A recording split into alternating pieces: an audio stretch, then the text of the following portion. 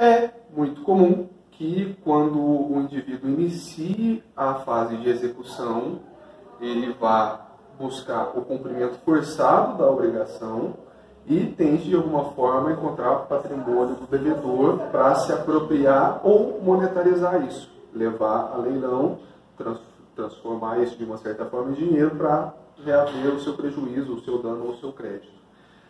E aí é muito comum que quando isso acontece, quando se inicia a fase de execução, o devedor, tendo ciência de que perdeu no primeiro grau ou de que o indivíduo já está levando à execução um título extrajudicial já previamente constituído, obviamente, ele começar a dilapidar o seu patrimônio.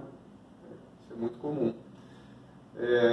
Então, a averbação premonitória veio no sentido de se tentar assegurar ao credor o recebimento do seu crédito, evitando a dilapidação do patrimônio pelo devedor. Como? Evitando que ele venda bens sujeitos a registro depois de iniciada a fase de execução. Depois eu vou comentar também que há a possibilidade de se utilizar na fase de conhecimento, mas primordialmente, de maneira mais imediata, a utilização é na fase de execução. A averbação vem de anotação. Basicamente, quando se está na fase de execução, você requer ao juiz que ele peça uma certidão, que ele determine que a serventia peça uma certidão, certificando a existência daquele processo, dizendo, existe um processo de execução que corre contra esse indivíduo. E você pode pegar essa certidão e levar a órgãos de registro, quais? Registros imobiliários, Detran, registros de aeronaves e embarcações, junta comercial,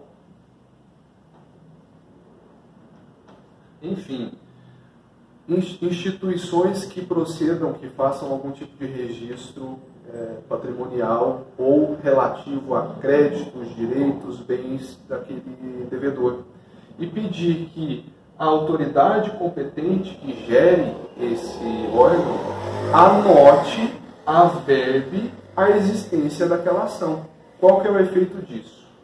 O artigo 828 diz que a partir do momento que existe a averbação premonitória, automaticamente, se há a venda daquele bem, já é presumidamente constituída ali uma fraude.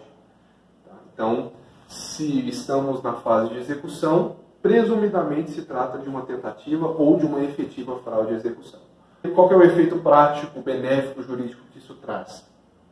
Sem a averbação premonitória, se o indivíduo faz a venda de um patrimônio, de um bem, de um imóvel, por exemplo, enquanto ele está sendo executado, configura a fraude de execução? Sim, configura. Mas aí você tem que mover aquela execução de maneira a que seja reconhecida a fraude. Se for uma venda que ainda ocorreu antes de ser iniciada a execução, se trata de uma fraude contra credores. Você tem que mover aquela ação pauliana. Você tem que mover uma ação, outra ação de conhecimento para desconstituir aquele negócio jurídico por meio do qual ele vendeu. Para desconstituir aquela venda. E dizer, foi uma venda fraudulenta, portanto, desconstitua essa venda para que eu possa executar esse bem. Então é um trabalho muito maior e que é economizado se houver averbação premonitória. Basicamente, iniciou o processo de execução, vai lá, pede para o juiz pedir a certidão, leva nos órgãos que praticam registro de bem e pede para averbar, pede para anotar. Isso já impossibilita que ele venda, ou se não impossibilitar, já faz com que seja presumida ali a fraude de execução. Quanto ao processo de conhecimento, é possível fazer a averbação premonitória? Sim.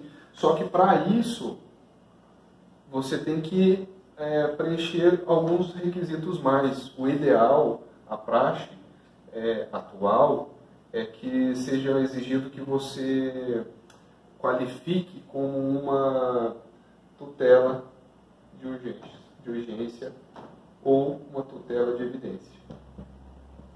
Tutela de evidência também? Sim. urgência, porque você demonstra o perigo, né? O perigo da demora. Exato. Mas se você demonstra o cabimento de uma tutela antecipada e pede a título de tutela antecipada que o juiz expressa, eles pedem, você leva e aí vai ser anotado, vai ser averbado no registro do bem a existência de uma ação de conhecimento por óbito. E aí já se constitui fraude a partir desse momento também. Não fraude à execução, mas fraude contra o credor. Tem toda uma regulamentação quanto a cursos, prazo para fazer o cancelamento dessa averbação, cabe ao credor, depois de um determinado prazo da satisfação da obrigação, comprovar, inclusive nos autos, o cancelamento da averbação e assim por diante. Essas coisas custam emolumentos de cartório, esse tipo de coisa. No caso aqui da junta comercial, por exemplo, o indivíduo tem lá empresas, você vai e pede para anotar na base de registro dessas empresas.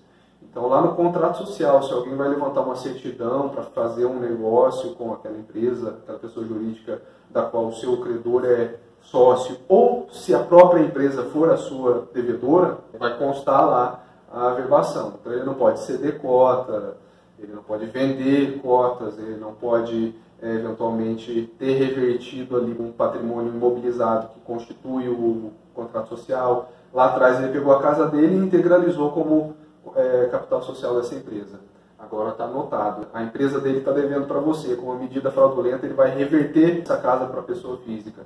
Já não pode, depois da averbação. Já complica, já constitui fraude. E assim por diante.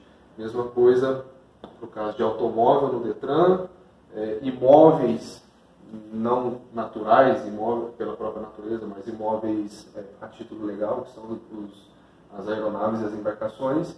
E tem outros tipos também, tem outros tipos de base de dados de registro que você consegue fazer a anotação, a averbação e já constituir como fraude se ele praticar um ato depois disso. Então essa averbação premonitória ela não impede totalmente ele de praticar qualquer ato com aquele bem, vender, isso, alienar de qualquer forma. Juridicamente ela não impede, mas na prática sim.